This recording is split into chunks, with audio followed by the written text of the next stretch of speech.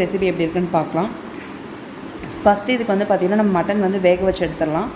Mutton வந்து எப்போவுமே நீங்கள் கடாயில் வேக வைக்கிறத விடவே குக்கரில் வேக வச்சிங்க அப்படின்னா நமக்கு ஈஸியாக ஒர்க் முடிஞ்சிடும். அதுக்கு வந்து என்ன பண்ணியிருக்கேன் அப்படின்னா, ஃபஸ்ட்டு வந்து நம்ம வந்து கடலெண்ணெய் ஒரு 2 டேபிள் ஸ்பூன் போட்டுட்டு கொஞ்சம் கறி லீவ்ஸ் போட்டுக்கோங்க. இது போட்டதுக்கப்புறம் மட்டன் நல்லா வாஷ் பண்ணி, மட்டன் வந்து பார்த்திங்க அப்படின்னா நல்லா வந்து மஞ்சள் போட்டு நல்லா வாஷ் பண்ணி எடுத்துருங்க. அதை நம்ம வாஷ் பண்ணி எடுத்து போடவுமே டக்குன்னு அந்த எண்ணெய்க்கு அதுக்கும் நல்லா பார்த்திங்கன்னா நல்லா வெடிச்சு வருது. இந்த மாதிரி டைமில் அடுப்பை கொஞ்சம் சிம்மில் வச்சுக்கோங்க, இல்லாட்டி வந்து சைடு ஃபுல்லாக அப்படியே தெரிச்சிரும். இது மாதிரி நீங்கள் மட்டன் எல்லாத்தையும் எடுத்து போட்டுட்டு இதை நல்லா எண்ணெயிலே வந்து ஒரு 2 மினிட்ஸ் நல்லா வதக்கணும். இதை வந்து நம்ம நார்மலாக அப்படியே தண்ணி ஊற்றி கூட வேக வச்சு எடுத்துடலாம். பட் ஆனால் டேஸ்ட்டு பார்த்திங்கன்னா நீங்கள் அப்படியே தண்ணி ஊற்றி எடுக்கிறதுக்கும் இதில் நல்லா வதக்கி செய்கிறதுக்கு வந்து டிஃப்ரென்ஸ் இருக்குது டேஸ்ட்டு. ஸோ இந்த மாதிரி கறி லீவ்ஸ் போட்டு இது கூட நல்லா வந்து ஆயிலே சாட்டே பண்ணிங்கன்னா டேஸ்ட் கொஞ்சம் நல்லாயிருக்கும். இப்போ இது கூட பார்த்திங்கன்னா இஞ்சி பூண்டு பேஸ்ட் வந்து 1 டேபிள் ஸ்பூன் நல்லா எடுத்து போட்டுக்கலாம். நான்வெஜ்க்கு வந்து எப்போவுமே இஞ்சி பூண்டு பேஸ்ட் வந்து நம்ம வீட்டில் அரைச்சி செய்யுங்க. அதனால் வாசம் பார்த்திங்கன்னா நம்ம செய்கிறது வந்து நான்வெஜ் ஸ்மெல் வந்து வீடு ஃபுல்லாக கொடுக்குறதே அந்த இஞ்சி பூண்டு தான். ஸோ நம்ம அதை பேக்கெட்டில் யூஸ் பண்ணாமல் கொஞ்சம் அரைச்சி போடுங்க. அந்த மட்டன் ரெசிபினா கண்டிப்பாக ட்ரை பண்ணி பாருங்கள், ஸ்மெல்லே நல்லாயிருக்கும். ஸோ இஞ்சி பூண்டு நல்லா இது கூட மிக்ஸ் ஆகட்டும். இது கூட இன்னும் கொஞ்சம் சால்ட்டு போட வேண்டியிருக்கு, நம்ம அதை வந்து கடைசியாக போட்டுக்கலாம். இது நல்லா மிக்ஸ் பண்ணிங்கன்னா இது பார்த்திங்கன்னா பீசஸ் வந்து பார்த்திங்கன்னா தனித்தனியாக அப்படியே சுருளாக வரும். அந்த அளவுக்கு இது ஒரு 2 மினிட்ஸ் மட்டும் நல்லா சாட்டே பண்ணிக்கலாம். இப்போ பார்த்திங்கன்னா இது கூட கொஞ்சமாக சால்ட் ஆட் பண்ணிக்கோங்க. இது வந்து மட்டனுக்கு மட்டும்தான், நம்ம என்ன கிரேவி சுக்காக்கெலாம் தனித்தனியாக போட வேண்டியிருக்கு. ஸோ நீங்கள் இப்போ வேகிறதுக்கு மட்டும் போடுறதுனால கொஞ்சம் கம்மியாக போட்டு நல்லா மிக்ஸ் பண்ணி கொடுத்துக்கோங்க. இது எப்படியும் ஒரு 2-3 மினிட்ஸ் விட்டிங்க அப்படின்னா பார்த்திங்கன்னா அது வந்து பார்த்திங்கன்னா தனித்தனியாக பீஸ் வந்து அந்த மட்டன் கலரே சேஞ்ச் ஆகிடுச்சு பார்த்திங்களா, ஒரு மாதிரி ஒயிட் கலர் வருது இல்லையா. இந்த மாதிரி டைம் வரும்போது நம்ம தண்ணி போட்டு இதை வேக விட்டுறலாம். தண்ணி வந்து பார்த்திங்கன்னா மட்டன் மூழ்கிற அளவுக்கு நீங்கள் ஊற்றினீங்கனாலும் சரி, கொஞ்சம் அதிகமாக ஊற்றினீங்கனாலும் சரி, நம்ம எப்படி வச்சாலுமே வந்து குழம்பு நம்ம கரெக்ட் பண்ணிக்கலாம். ஸோ மேக்ஸிமம் வந்து வைக்கிறது வந்து பார்த்திங்கன்னா இந்தளவுக்கு கொஞ்சம் மூழ்கிற அளவுக்கு வச்சிங்கனாவே போதும். இது வந்து பார்த்திங்கன்னா ஒவ்வொரு குக்கருக்கும் ஒவ்வொருத்தரெலாம் 3 விசிலே ரெடி ஆகிடும். நான் வந்து இன்றைக்கி 5 to 6 விசில் விட போகிறேன். ஸோ மட்டன் எப்போவுமே வச்சிங்கன்னா ஒரு 5 to 6 விசில் விட்டு எடுத்துருங்க, அப்போ தான் கொஞ்சம் நல்லா வேகும். ஸோ இது ஒரு 6 விசில் வரட்டும், அப்புறம் எடுத்துக்கலாம். இப்போ நம்ம இந்த சைட் நம்ம என்ன பண்ணோம் அப்படின்னா, நம்ம மசாலா வந்து இன்றைக்கி கொஞ்சம் அரைக்கணும். மசாலா அரைக்கணும்னா கிரேவிக்கு தேவையானது மட்டும்தான் அரைக்கணும், நம்ம ஸ்பைசஸ் எதுவும் அரைக்கலை. இதுக்கு வந்து பார்த்திங்கன்னா கொஞ்சமாக கடாயில் கடலெண்ணெய் தான் விட்டுட்டு இது கூட 1 பவுல் ஃபுல்லாக வந்து நான் சின்ன வெங்காயம் எடுத்திருக்கேன். நீங்கள் மட்டன் ரெசிபிக்கு வந்து பெரிய வெங்காயம் யூஸ் பண்ண வேண்டாம், யூஸ் பண்ணுறதுனா பண்ணலாம். பட் உங்களுக்கு டேஸ்ட் இன்னும் கொஞ்சம் ஆட் ஆன் ஆகணும் அப்படின்னா நீங்கள் வந்து சின்ன வெங்காயம் யூஸ் பண்ணிங்கன்னா தான் டேஸ்ட்டும் ஃப்ளேவருமே கொஞ்சம் நல்லாயிருக்கும். ஸோ 1 பவுல் ஃபுல்லாக சின்ன வெங்காயம் ஆட் பண்ணி அதை நல்லா வணக்கிக்கோங்க. அது வந்து ஓரளவுக்கு நல்லா வணங்கினதுக்கப்புறம் பார்த்திங்கன்னா அதில் கொஞ்சமாக ஒரு கறி லீவ்ஸ் ஆட் பண்ணிக்கோங்க. கறி லீவ்ஸ் வந்து நீங்கள் வந்து எண்ணெயில் ஆட் பண்ணிட்டீங்க அப்படின்னா அது நல்லா கிறிஸ்பி ஆகிடும். இதுவே நீங்கள் ஆனியன்லாம் போட்டு நல்லா சாட்டே பண்ணதுக்கப்புறம் போட்டிங்கன்னா அது ஃபுல்லாக கிறிஸ்பி ஆகாது, அதுவும் சேர்ந்து பார்த்திங்கன்னா சாஃப்டாக ஒரு மாதிரி சாட்டே ஆகும். இந்த டைம் பார்த்திங்கன்னா இது கூட வந்து நம்ம இஞ்சி பூண்டு பேஸ்ட் வந்து 1 டேபிள் ஸ்பூன் ஆட் பண்ணிக்கலாம். மொத்தமாக இந்த மட்டன் ரெசிபி குழம்புக்கு பார்த்திங்கன்னா 2 டேபிள் ஸ்பூன் வந்து இஞ்சி பூண்டு பேஸ்ட் ஆட் பண்ணோம். நான் வந்து அங்கே வேக வைக்கிற இடத்துலையும் வந்துட்டு 1 டேபிள் ஸ்பூன் இஞ்சி பூண்டு பேஸ்ட் ஆட் பண்ணிட்டேன். ஸோ இப்போ வந்து இந்த பக்கம் இது நம்ம மசாலா அரைக்கிறோம் இல்லையா, இதில் வந்து 1 டேபிள் ஸ்பூன் ஆட் பண்ணிக்கிட்டேன். ஸோ இப்படி ஸ்ப்ளிட் பண்ணிக்கிட்டோம். இப்போது இதில் பார்த்தீங்கன்னா நான் 1 தக்காளி வந்து ஃபுல்லாக வந்து கட் பண்ணாமல் நான் அப்படியே போட போகிறேன். நீங்கள் தக்காளி வந்து கட் பண்ணி போட்டிங்க அப்படின்னா அது ஒரு டேஸ்ட்டாக இருக்கும். நீங்கள் இப்படி கட் பண்ணாமல் ஃபுல்லாக அப்படியே நீங்கள் ஸ்கின்னோட போடுறீங்க அப்படின்னா இது ஒரு மாதிரி நல்லா வணங்கி நமக்கு வந்து வேறு மாதிரி டேஸ்ட் கொடுக்கும். ஸோ ஒவ்வொருமே வந்து ஒவ்வொரு மாதிரி டேஸ்ட் தான், அது நம்மளோட விருப்பம் தான். நீங்கள் கட் பண்ணி போடுறதுனா கூட போட்டுக்கோங்க. நான் வந்து இன்றைக்கி இப்படியே போட்டிருக்கேன். இன்றைக்கி வந்து நான் மசாலா வந்து அரைக்கல, அதோட மட்டன் மசாலா வந்து 50 கிராம் எடுத்திருக்கேன்.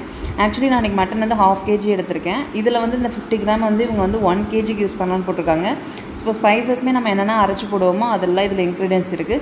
ஸோ நம்ம இதில் வச்சே நம்ம இன்றைக்கி ட்ரை பண்ணி பார்க்கலாம். நம்ம அரைச்சி செய்கிறதுக்கும் ரெடிமேட் பேக்கெட்ஸ்க்கும் நம்ம டேஸ்ட் எப்படி இருக்குன்னு நம்ம இன்றைக்கி டிஃப்ரென்ஸ் பார்க்கலாம். ஸோ வந்து மசாலாஸ் எப்போவுமே ஆட் பண்ணும்போது நீங்கள் வீட்டில் அரைச்ச ஸ்பைசஸாக இருந்தாலும் சரி, இல்லை ரெடிமேட் பேக்கெட்ஸாக இருந்தாலும் சரி, ஒரேடியே நீங்கள் ஃபுல்லாக அப்படியே கொட்டிட்டீங்க அப்படின்னா வந்து அதை அடி பிடிச்சிடும் மசாலா. ஸோ மசாலா ஆட் பண்ணும்போது அடுப்பு வந்து நீங்கள் சிம்மில் வச்சுட்டு கொஞ்சம் கொஞ்சமாக மசாலா ஆட் பண்ணி நல்லா வந்து மிக்ஸ் பண்ணி விடுங்க. இல்லாட்டி வந்து பார்த்திங்கன்னா ஸ்பைஸ் வந்து சீக்கிரமாகவே உங்களுக்கு அருகிரும், அடி பிடிச்ச மாதிரி வந்துடும். இதுவே பார்த்திங்க அப்படின்னா நான் வந்து இப்படி கொட்டிகிட்டே இருந்தேன், ஒரு 2 மினிட்ஸ் ஒரு 1 மினிட் கூட கேப் இருந்திருக்காது. அது பார்த்திங்கன்னா அடியில் பிடிக்க ஆரம்பிச்சிருச்சு. ஏன்னா ஆயிலுமே அந்த அளவுக்கு இல்லை இல்லையா, அதனால் அடியில் பிடிக்க ஆரம்பிச்சிச்சு. ஸோ கொஞ்சம் கொஞ்சமாக ஆட் பண்ணிக்கலாம். இதை இப்படியே வந்து ஒரு 1 மினிட் நல்லா சாட்டே பண்ணிவிட்டு அடுத்து நம்ம ஆட் பண்ணலாம். சாட்டே ஆகிடுச்சு. இப்போ வந்து பார்த்திங்கன்னா இந்த டைமில் வந்து ஒரு சின்ன மினி கப்பில் வந்து பார்த்திங்கன்னா தேங்காய் வந்து நான் கீரி எடுத்திருக்கேன். அதில் வந்து 1 கப் தேங்காவை போட்டு நம்ம நல்லா வணக்கிக்கோங்க. இது வந்து அடுப்பு வந்து நான் வந்து கொஞ்சம் மீடியம் ஃப்ளேமில் வச்சுருக்கேன் இந்த டைமு. ஏன்னா மசாலா வந்து ரொம்ப கருகிருச்சு அப்படின்னா ஸ்மெல் இதாகிடும். பட் இது வரைக்கும் பார்த்திங்கன்னா நம்ம வந்து வறுக்கும் போது எல்லாமே பார்த்திங்கன்னா ஃபுல்லாக நம்ம நார்மலாக ஸ்பைசஸ் வந்து எப்படி அரைச்சி பண்ணால் என்ன ஸ்மெல் நமக்கு வருமோ அந்தளவுக்கு தான் ஸ்மெல் நல்லா வீடு ஃபுல்லாக நமக்கு வருது மட்டன் ஸ்மெல்லு.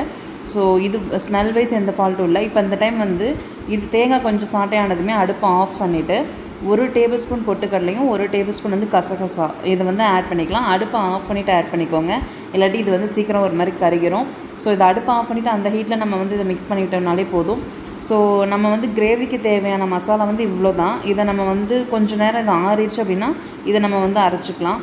இது வந்து போட்டிங்கன்னா அந்த கசகசா வந்து பார்த்திங்கன்னா அடியிலெல்லாம் கொஞ்சம் ஒட்டிக்கும். ஸோ நல்லா பார்த்து அடுப்பை ஆஃப் பண்ணிகிட்டே போடுங்க.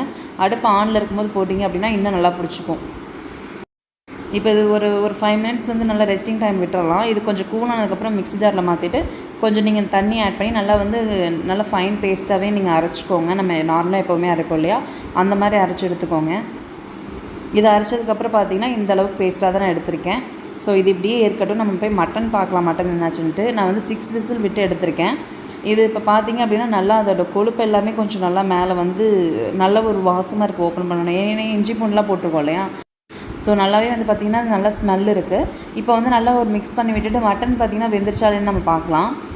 நார்மலாக வந்து மட்டன் வேகிறது பத்தலை அப்படின்னா நம்ம இன்னும் கூட 1 விசில் 2 விசில் விட்டு எடுத்துக்கலாம். இப்போ அதை நீங்கள் கட் பண்ணிங்க அப்படின்னா அது வந்து நல்லாவே உடையுது. ஸோ மட்டன் நமக்கு இந்த அளவுக்கு வெந்தது போதும். ஏன்னா குழம்புலேயே நம்ம இன்னொரு 10 நிமிஷம் கொதிக்க விடுவோம்.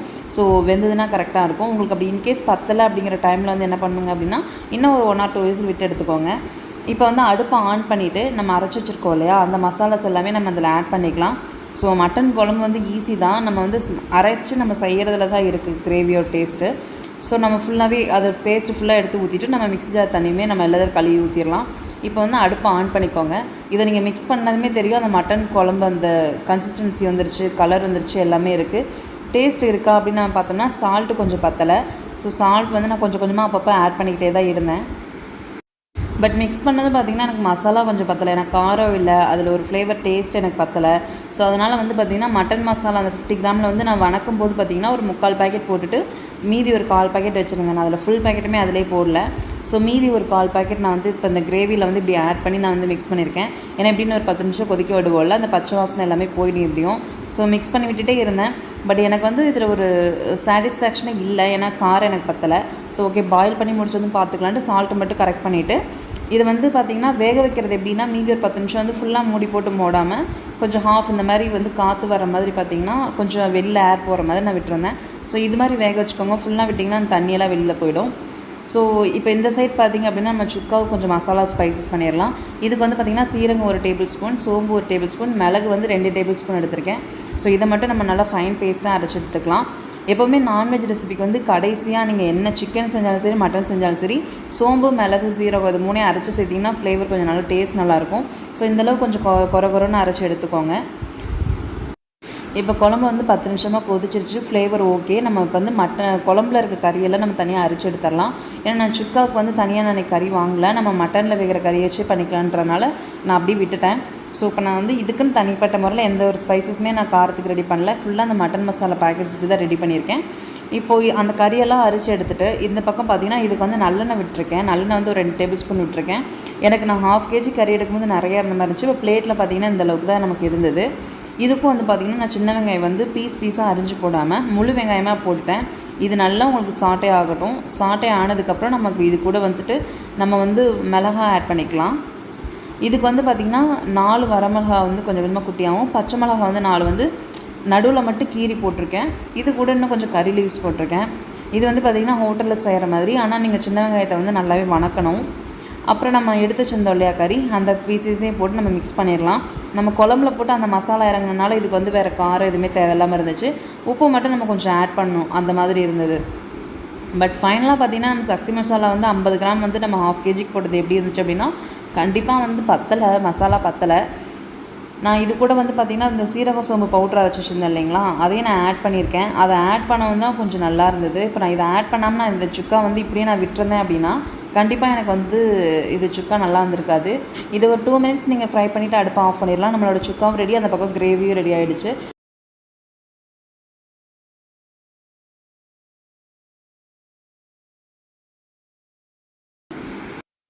ஸோ இந்த வீடியோ அவ்வளோதான், இதோட முடியுது. நான் உங்களுக்கு நாளைக்கு இன்னொரு வீடியோவில் மீட் பண்ணுறேன். பாய்.